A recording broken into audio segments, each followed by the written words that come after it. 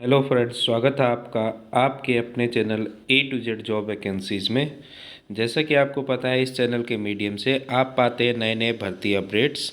तो इसी तरह के भर्ती अपडेट से रिलेटेड आज मैं लेके आया हूँ आपके लिए कुछ नए अपडेट जो है उत्तराखंड प्राथमिक शिक्षक और साथ में बीआरपी सीआरपी से रिलेटेड।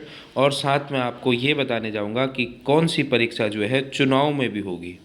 तो चलिए स्टार्ट करते हैं आज की अपडेट्स को।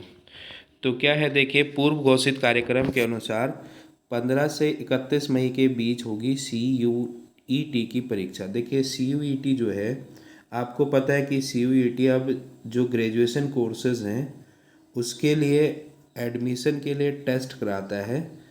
तो इस टेस्ट की जो एग्ज़ाम डेट है वो 15 मई से 31 मई के बीच में घोषित हुई थी। तो अब यूजीसी ने क्लियर कर दिया है कि इस परीक्षा पर कोई फर्क नहीं पड़ेगा किससे चुनाव होने से। भले ये तो सेंटर लेवल के परीक्षा है, उस टाइम आचार संहिता रहेगी, चुनाव होंगे, लेकिन उससे जो है इस पेपर पे कोई फ़र्क नहीं पड़ेगा। ये सीधा सीधा यूजीसी ने कह दिया है। तो अगर अभ्यर्थी इस चक्कर में थे कि अब चुनाव के चक्कर में परीक्षा नहीं होगी, तो ऐसा ना सोचे, एग्ज़ाम होगा आपका। आप लोग अपनी प्रिपरेशन को जारी रखें, 12th तक की किताबों को पढ़ लीजिए अच्छे से। ये परीक्षा आपको पता है एनटीए कराती है, और एनटीए जो है एक परीक्षा एजेंसी है, नेशनल टेस्टिंग एजेंसी। उसने कहा है कि 15 से 31 मई 2024 के बीच CUET की परीक्षा का आयोजन करेगी। इस अवधि में परीक्षा की 2 तारीख 20 और 25 मई को चुनाव की तारीखों के साथ पड़ेंगी।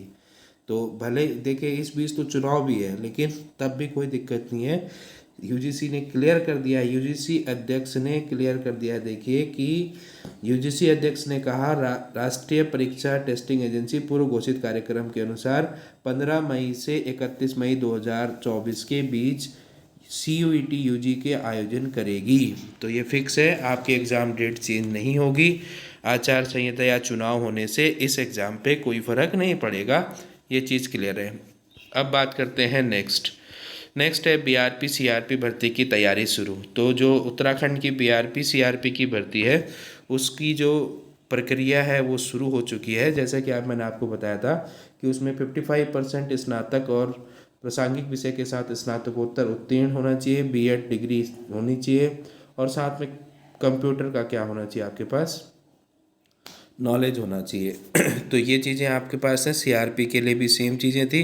अब देखिए क्या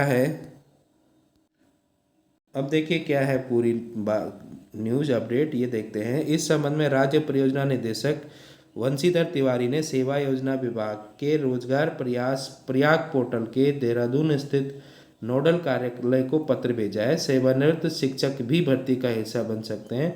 मानदेय 40,000 होगा। हालांकि अब आचार संहिता के बाद ही भर्ती की योजना है।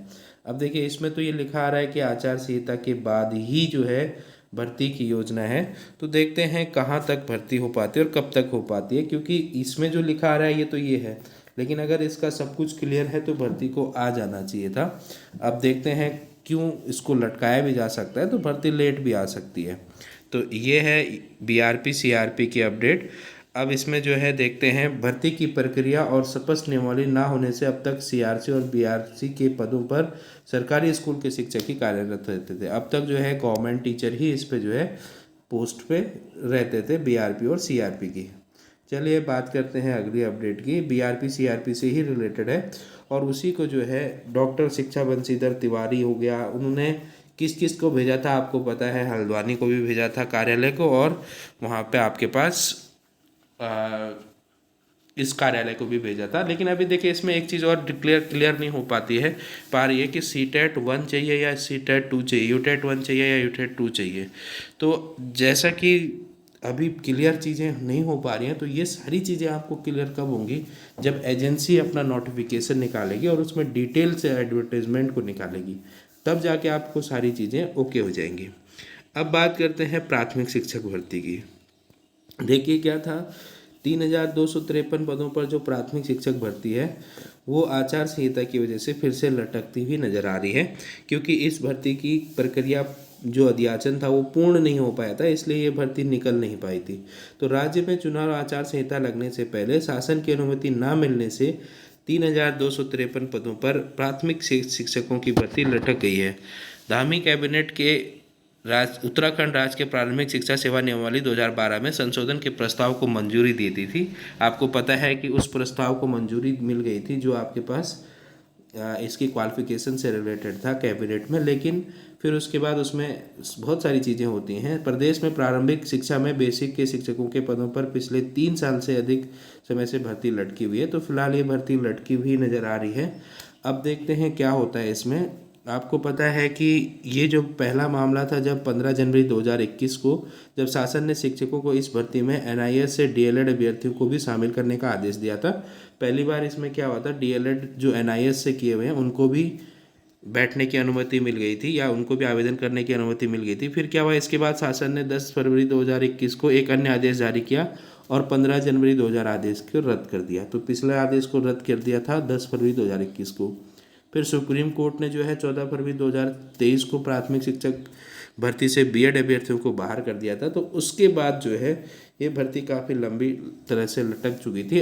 अब जो है सब कुछ क्लियर हो चुका था, लेकिन अध्याचन ना होने के कारण, हालांकि सरकार बीएड अभ्यर्थियों को प्राथमिक शिक्षा सेवा नियम से बाहर कर चुकी है, लेकिन चुनाव आचार संहिता के कारण अभी भर्ती नहीं हो पाएगी। तो अभी जैसा कि इस न्यूज़पेपर में अपडेट आ रही है कि अभी जो है चुनाव आचार संहिता के कारण 3253 पदों की प्राथमिक शिक्षक की भर्ती नहीं हो पाएगी। तो थोड़ा सा ये निराशाजनक न्यूज़ है एक, लेकिन भर्ती आएगी, आप इसकी कोई टेंशन मत लीजिए। भर्ती जब भी आएगी आपका सिलेक्शन होगा। और इसी तरह के अपडेट के लिए बने रहिए आपके अपने channel A to Z job vacancies के साथ। All the best, good bye.